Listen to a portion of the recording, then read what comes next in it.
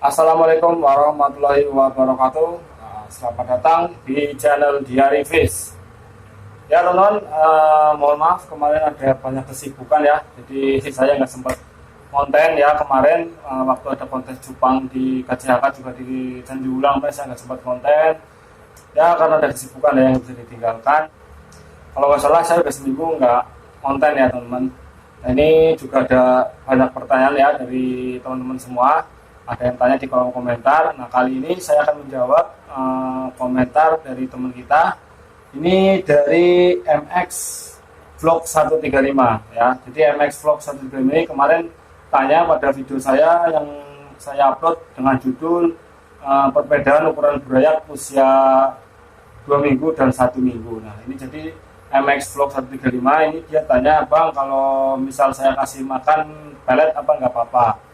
Jadi di situ kemarin saya jelaskan ya, kalau burayak saya beri makan full dengan artemia, kalau enggak kutu air. Nah, ini dia bertanya kalau dikasih pelet apa enggak apa-apa. Oke, nah, kali ini saya akan menjawab pertanyaan dari MX Vlog 135. Akan saya jawab, namun sebelum saya lanjut ke video, sebelumnya saya ingin mengucapkan minal aidin wal faizin, mohon maaf lahir dan batin. Jika saya ada salah, mohon maaf ya buat teman-teman semua. Nah, ini masih momen lebaran ya. Nah, ini saya mau minta maaf lahir dan batin, semoga kita selalu diberi kesehatan ya, dan semoga kita selalu sukses selalu. Oke, sebelum kita lanjut ke video, saya ingin mengingatkan kepada teman-teman semua, bagi yang belum subscribe channel Diary Fish, bisa minta tolong untuk ditekan dulu nih, ditekan dulu tombol subscribe-nya, dan jangan lupa menyalakan tombol notifikasinya agar kalian tidak ketinggalan saat saya upload video terbaru. Kalau kalian suka dengan video-video dari saya, silakan kalian share ke teman-teman kalian sebanyak-banyaknya. Jadi agar saya semakin semangat lagi untuk membuat video. Oke, langsung saja kita langsung masuk ke videonya ya.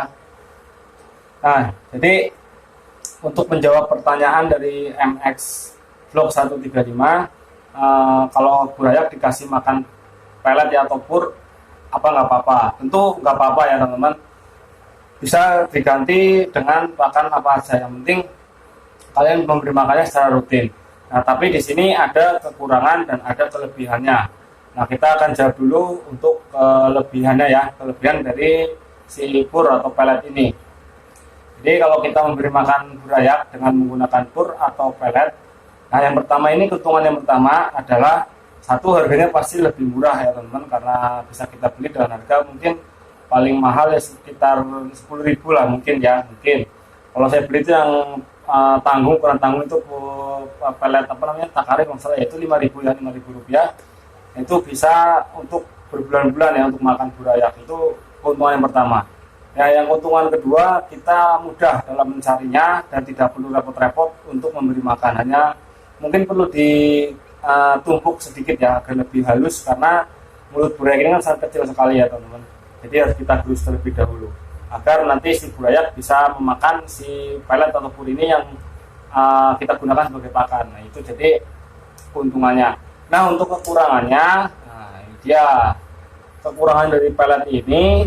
Nah, satu, kalau burayak kita beri makan pelet ya teman-teman, dimakan sih pasti dimakan ya teman-teman, cuman pasti tidak selahap ketika kita menggunakan pakan hidup ya, seperti artemia ataupun kutu air. Nah, resikonya di sini kalau kita memberi makan pelet atau pur ya, nanti sisa-sisa dari pelet yang tidak termakan oleh burayak itu nanti akan mengendap. Nah, mengendap di dasar permukaan air tempat habitat si burayak ini, burayak ikan gapi ataupun ikan cupang. Nah, kalau semakin banyak, semakin menumpuk di dalam atau di dasar air, nah itu nanti akan merusak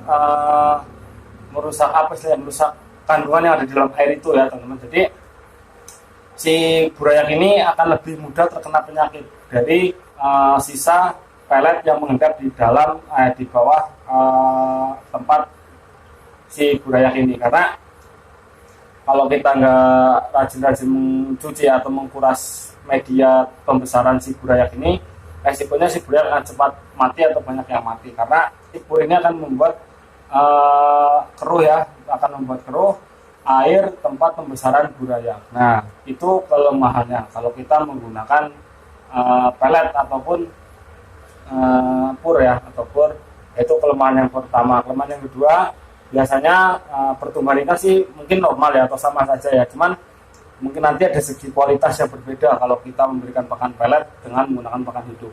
Akan lebih baik jika kita menggunakan pakan hidup sebagai pakan burayak. Nah, karena satu di samping pasti habis ya teman-teman kalau kita menggunakan pakan hidup ya, si burayak ini pasti akan lahap sekali dalam memakan pakan yang kita berikan jika kita menggunakan pakan hidup, karena secara alami dia akan terus mengejar ya, ataupun dia akan memakan apapun yang ada di sekitarnya yang lebih kecil dari ukuran si burayak. Nah, itu logikanya seperti itu teman. Jadi kalau kita menggunakan artemia ataupun kutu air itu akan lebih aman. Cuman kalau misalkan kalian tidak ada kutu air ataupun artemia, bisa diganti dengan pelet. Hanya saja kita harus lebih ekstra dalam perawatannya. Nah, contohnya dalam pergantian air. Nah, kalau kita menggunakan pakan pelet atau pur, kita harus rajin mengganti air pembesaran si burayak ikan gapi ataupun ikan cupang. Nah, itu dia teman-teman. Jadi kita harus lebih ekstra lagi ya dalam perawatannya. Kalau kita menggunakan pakan hidup mungkin akan lebih meminimalis, lebih santai lah, lebih santai sih, lebih mudah ya. Karena kita tidak perlu repot-repot mengganti air. Kita akan mengganti, cuman tidak sesering ketika kita menggunakan pakan pelet ataupun pur. Karena yang sudah-sudah ya, dulu waktu saya belum tahu pakan alami ya seperti artemia dan kutu air, sama saya juga menggunakan pelet atau pur, itu paling 2 hari air itu sudah keruh ya teman-teman, karena efek dari si pur ini, bahkan bukan keruh sih, lebih berwarna putih gitu ya teman, putih, jadi kayak banyak kotoran lendir-lendir seperti itu yang dihasilkan dari sisa pelet ini. Jadi otomatis si burayak akan lebih cepat mati ya kalau kita menggunakan pakan hidup. Hanya saja kalau kita memberikannya secara teratur dan mungkin sesuai takaran ya, jadi jangan terlalu banyak, tapi disesuaikan saja, mungkin akan lebih aman untuk airnya. Tapi untuk perkembangan burayaknya sendiri akan lebih lambat karena dia tidak maksimal dalam makan, jadi kekurangannya di situ kalau kita menggunakan pelet. Cuman kalau kalian mau menggunakan pelet silahkan, hanya saja saya sarankan ketika kalian menggunakan pelet atau pur dalam pembesaran burayak, lebih baik kita lebih fokus dalam airnya ya teman-teman. Jadi kita harus lebih sering mengganti air si burayak ini. Jadi kurang lebih seperti itu teman-teman. Nah, jadi mungkin itu ya yang bisa saya sampaikan untuk MX Block 135.